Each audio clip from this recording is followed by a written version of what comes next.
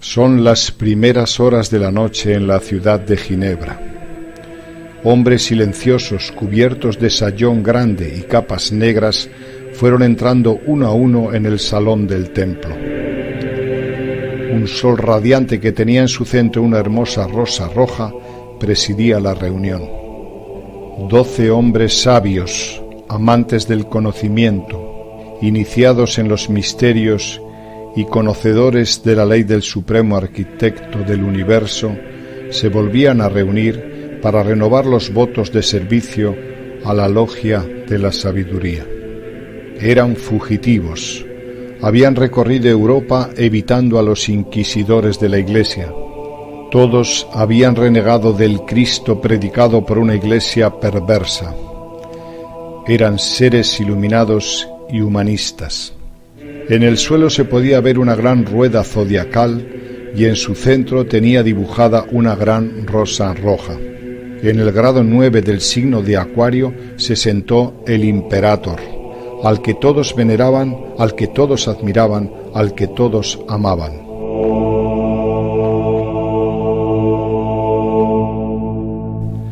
Fue llamado Maestro de Justicia y conocido por todos como Giordano.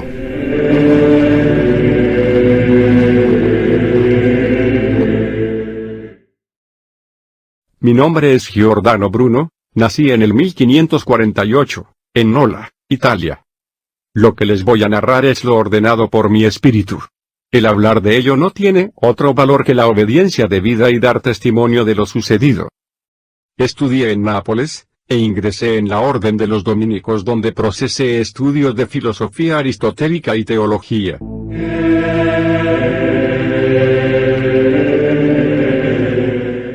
Hablé del Sol, diciendo que solo era una estrella más en el universo, y que el universo contenía un infinito número de mundos habitados por animales y seres inteligentes.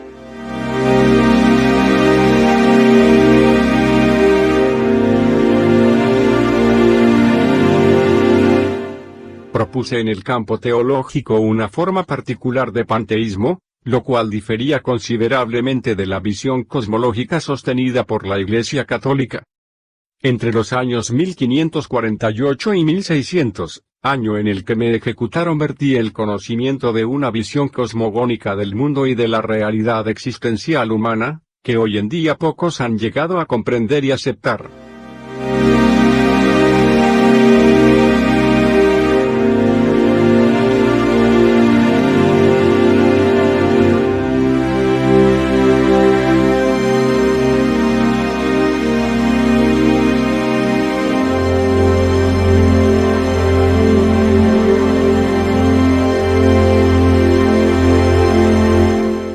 Pese a mis dudas en relación con la doctrina católica, en 1572, a mis 24 años, en la ciudad de Roma me ordené sacerdote.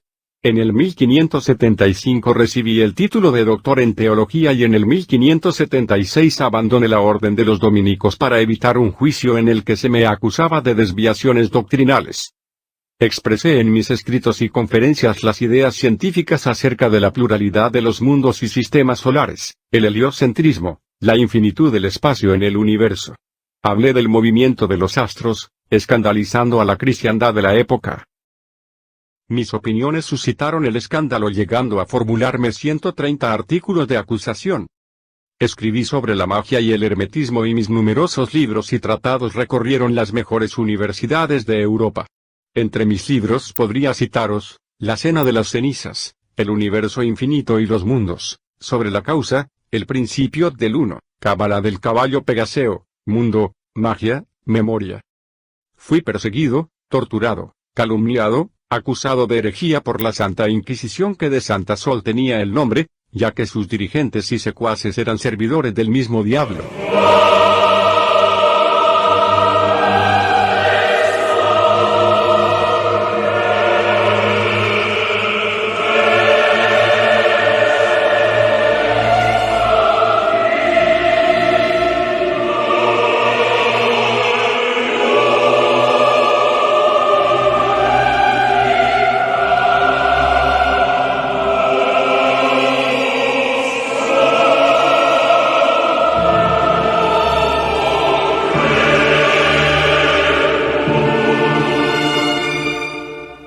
fueron mis teorías teológicas las que me llevaron a morir en la hoguera por las autoridades eclesiásticas y civiles de la época que eran servidores de la ignorancia y la oscuridad.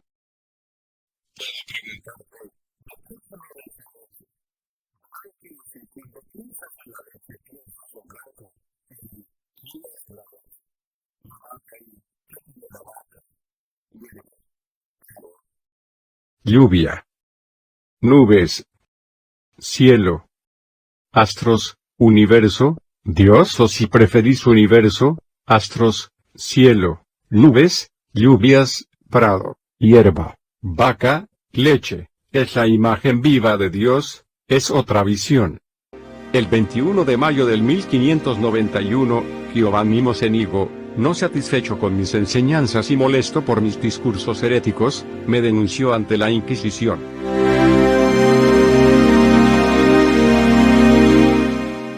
Más tarde, el 23 de mayo del 1592 la Inquisición veneciana me encarceló.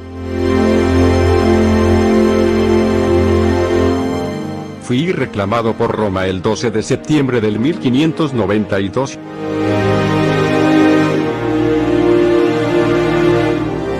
El 27 de enero del año 1593 se ordenó mi encierro en el Palacio del Santo Oficio, en el Vaticano. Estuve en la cárcel durante 8 años mientras se disponía el juicio bajo el Tribunal de Venecia, en el que se me adjudicaban cargos por blasfemia, herejía e inmoralidad, principalmente por mis enseñanzas sobre los múltiples sistemas solares y sobre la infinitud del universo. La Inquisición fue una de las instituciones más aberrantes y asesinas de la historia de la humanidad. Y su perversión fue aún mayor cuando utilizaron a Dios para infringir torturas terribles sobre personas que tan solo habían cometido el delito de pensar y reflexionar en libertad. Tristeza e incomprensión me produce ver la Iglesia Católica aún activa, cuando ésta debería avergonzarse de su trayectoria histórica y pedir perdón por ello. Debería ser disuelta o cambiar radicalmente de rumbo.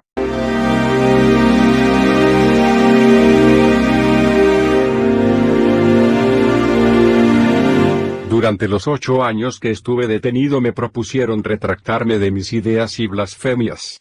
De esta manera salvaría la vida, pero siempre me negué a ello. Fui excomulgado, cosa que no era extraño por estos inquisidores. Pero donde lloré y sufrí terriblemente fue al comprobar la gran ignorancia del hombre y al ver cómo mis trabajos y libros eran quemados en la hoguera en la plaza pública.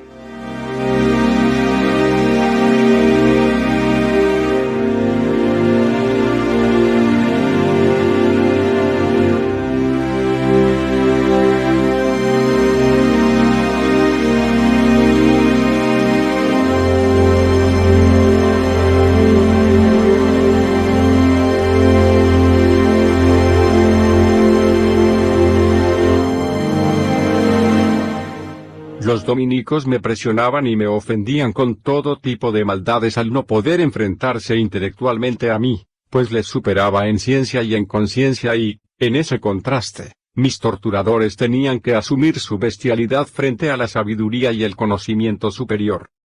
Muchos se preguntaron durante mi presidio y, después de mi ejecución, por qué no me había retractado de ello y haber salvado la vida, pues era un hombre joven que hubiese aportado a la ciencia conocimiento.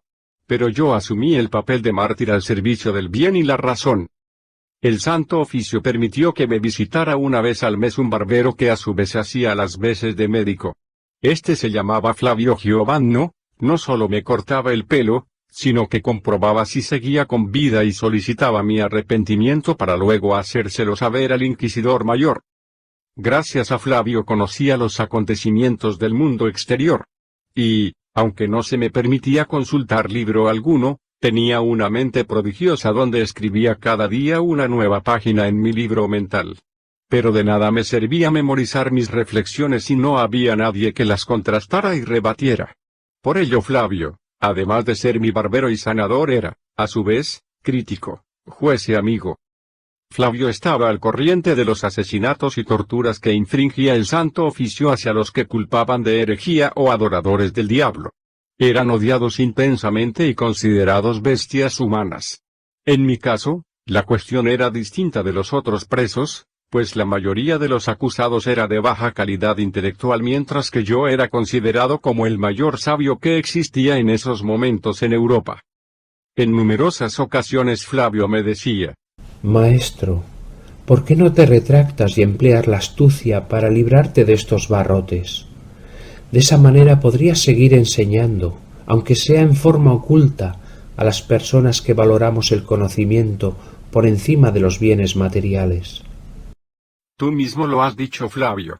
Yo valoro el conocimiento por encima de mi vida y si reniego de mis afirmaciones la ciencia retrocederá cientos de años para dejarla en manos de brutos e ignorantes. Flavio me había convencido para que renegara de mis afirmaciones y así poderme salvar de la hoguera, pero, días antes, Flavio fue visitado por un anciano con acento alemán que se presentó como mi amigo diciéndole: Vengo desde Ginebra. Mi nombre es Vitorius.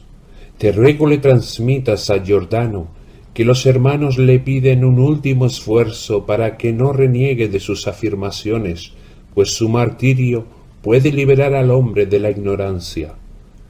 Dile que él juró ser un servidor de esos valores y con su sacrificio la ciencia y el conocimiento avanzará de una manera extraordinaria. Él puede ser la llave que abra la nueva era de libertad y de sabiduría. ¿Qué clase de hermanos sois cuando estáis pidiendo a uno de los vuestros que muera en manos de unos salvajes? ¿No decís vosotros los cristianos que con la muerte de Jesucristo se produjo la redención y la liberación del hombre? ¿Hubierais mandado a Cristo a la cruz o lo hubieseis preservado? No creo que puedas comparar a Cristo con Giordano. Él era el Hijo de Dios. ¿Acaso no conoces las afirmaciones de Giordano sobre Cristo? Una de sus afirmaciones teológicas que se consideran heréticas es que Cristo no es Dios, sino meramente un mago excepcionalmente hábil. ¿No crees tú que Giordano es algo más que un mago? Por supuesto que no es un mago, sino un hombre de ciencia, pero no creo que deba compararse con Cristo, pues eso es un pecado de soberbia. No se trata de comparar a uno con el otro. Ambos son servidores del bien. Ambos son resortes de una ley superior que se activa con su sacrificio. Cristo era simplemente un hombre inconsciente de su tarea. Giordano conoce el misterio de la muerte de Cristo y entenderá cuánto te estoy diciendo. No temas, él sabrá qué hacer. Simplemente te ruego le transmitas mi visita y la recomendación de sus hermanos. Lleno de desolación, Flavio me visitó y me transmitió palabra a palabra y detalle a detalle las palabras de Vitorius. Escuché en silencio mientras sendas lágrimas surcaban mis mejillas. Gracias, Dios mío, por permitirme servir los designios de la suprema inteligencia.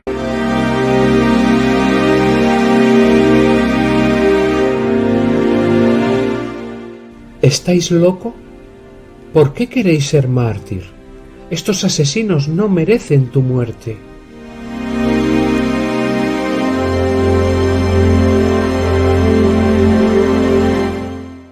Entre las acusaciones esgrimidas por el Tribunal del Santo Oficio estaban las siguientes: tener opiniones en contra de la fe católica y hablar en contra de ella y sus ministros. Tener opiniones contrarias a la fe católica sobre la Trinidad, la divinidad de Cristo y la Encarnación. Tener opiniones contrarias a la fe católica en relación a Jesús como Cristo. Tener opiniones contrarias a la fe católica en relación a la virginidad de María, la Madre de Jesús. Tener opiniones contrarias a la fe católica en relación a la transubstanciación y la misa. Tener opiniones favorables de la transmigración del espíritu en otros seres humanos después de la muerte. Afirmar que Cristo no era hijo de Dios sino un mago. Sostener la existencia de innumerables y eternos mundos y que la Tierra gira alrededor del Sol. Decir que creo en la reencarnación y no en el infierno. Afirmar que los demonios se salvarán. Decir que la magia es lícita y que también los profetas y apóstoles eran magos. Brujería. Antes de ser ejecutado en la hoguera se me ofreció el crucifijo para que lo besara, pero lo rechacé diciendo que moriría como mártir y que mi alma subiría con el fuego al paraíso. El 17 de febrero del año 1600 en la plaza romana de Campo dei Fiori, fui despojado de mis ropas, atado a un madero y con la lengua aferrada en una prensa de madera para que no pudiese hablar. Fue quemado vivo en cumplimiento de la sentencia dictada pocos días antes por el Tribunal Romano de la Inquisición. Morí estoicamente, sin exhalar un grito y rechazando al sacerdote que quería darme a besar el crucifijo.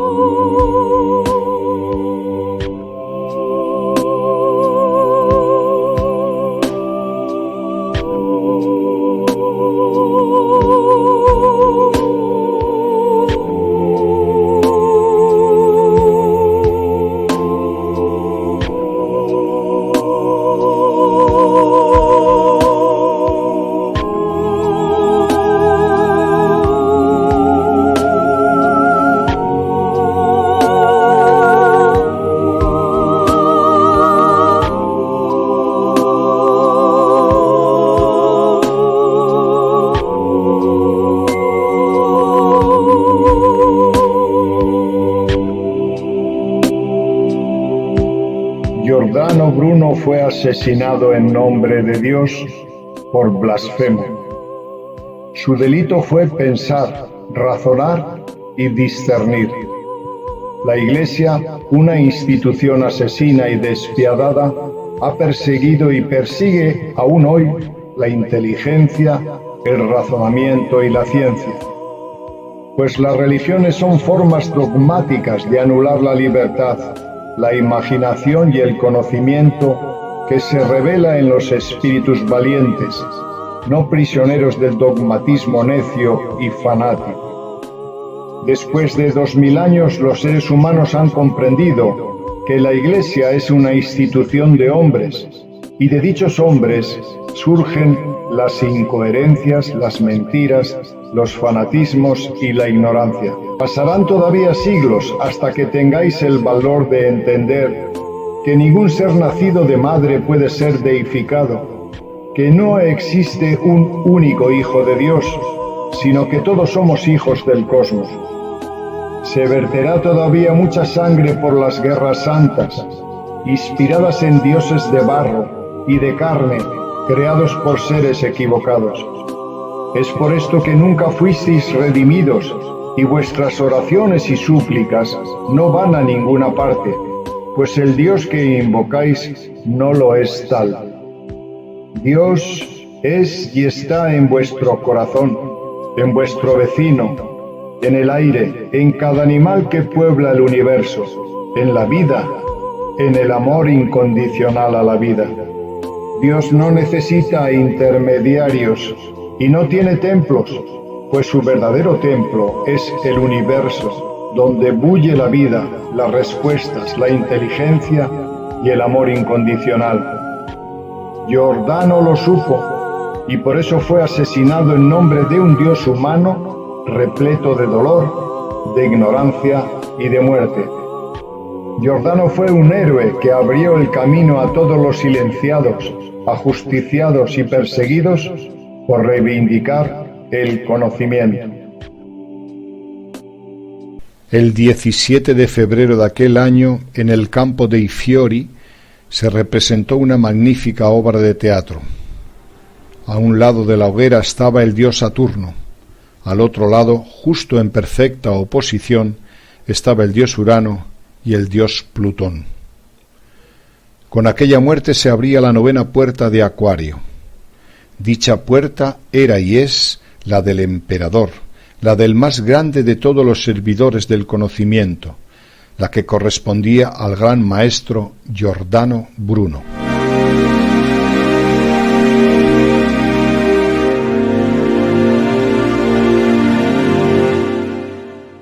Muerto Giordano, Flavio abandonó Roma en busca de respuestas.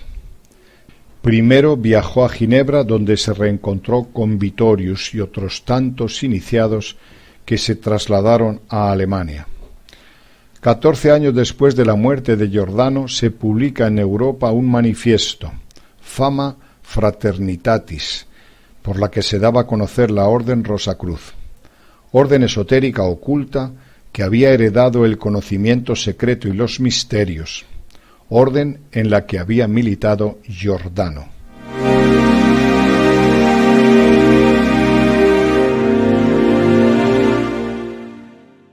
Giordano Bruno, para que no hablara, a los espectadores le paralizaron la lengua con una brida de cuero, y cuando estaba atado al poste, antes de ser quemado, un monje se inclinó y le mostró un crucifijo, al cual Giordano le volvió la cabeza.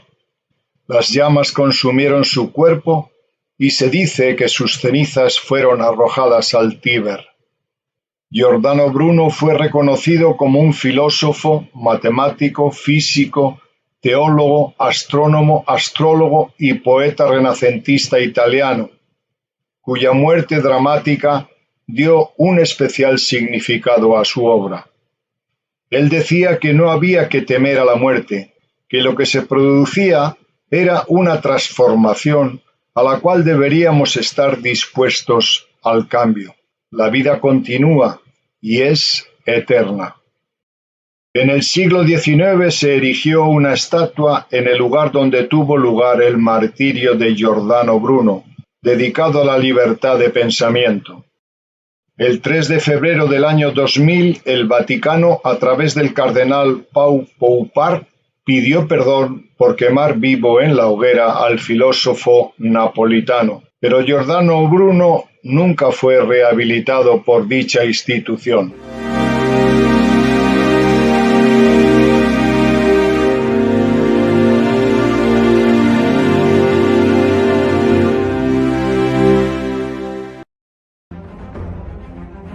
Existen tres modelos básicos de conciencia.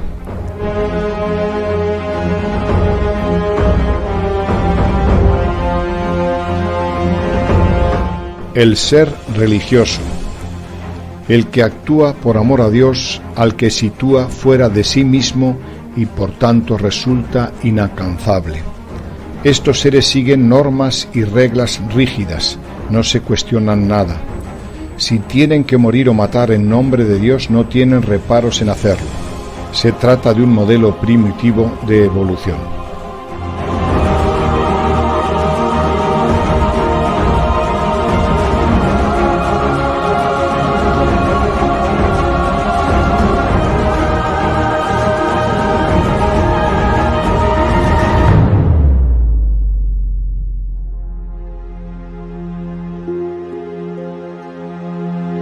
El ser espiritual.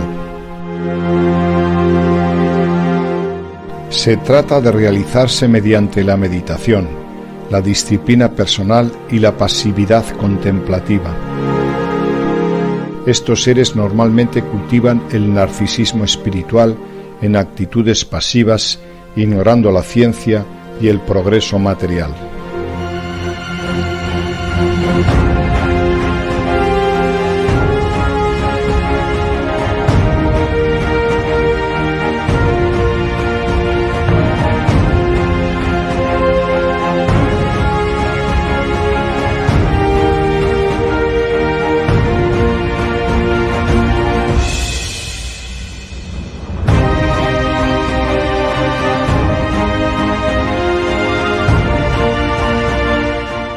El ser evolutivo. Son los que mediante la ciencia, la inteligencia y la práctica de la virtud actúan por amor al hombre, a la naturaleza y a la investigación de una verdad que produzca progreso, bienestar, justicia y paz. Los seres evolutivos son seres libres que no se someten a otros y menos a la ignorancia. Giordano Bruno pertenecía a este grupo humano y esto le dio la suficiente fuerza interior como para defender y mantener sus creencias hasta el final.